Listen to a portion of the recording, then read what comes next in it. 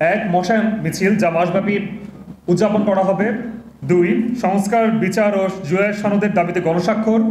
তিন, আহত এবং নিহতদের পরিবারের সাথে সাক্ষাৎকার।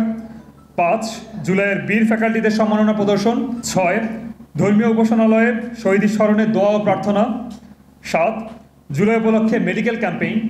আট, জুলাইয়ের চিঠি অনুলিপি অ্যাম্বাসি এবং হাই কমিশনার বরাবর প্রদান করা এবং বহির্বিশ্বকে আমাদের অবদান সম্পর্কে সচেতন করা।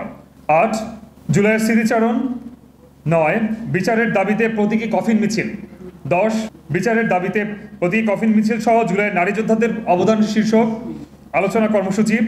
12, জুলাইয়ের ক্ষতিগ্রস্ত পরিবারের পাশে দাঁড়ানো ও তাদের সহায়তা প্রদান করা।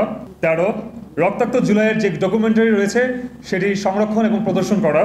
14, দেওয়াল লিখন এবং গ্রাফিতি প্রদর্শন করা। আরও রয়েছে রাজনৈতিক বন্যায় ক্ষতিগ্রস্ত যে কৃষক সমাজ রয়েছে, প্রান্তিক শ্রেণী, তাদেরকে সহায়তা প্রদান করা। 16, আলেম ও উলামাদের নিয়ে জুলাই স্মরণ অনুষ্ঠান প্রদান করা। 17, প্রাইভেট বিশ্ববিদ্যালয়ে জুলাই বিপ্লবের অন্যতম যারা প্রাণকেন্দ্র রয়েছে তাদের জুলাই স্মৃতিচারণে অংশগ্রহণ করানো এবং তাদের অবদান তুলে ধরা।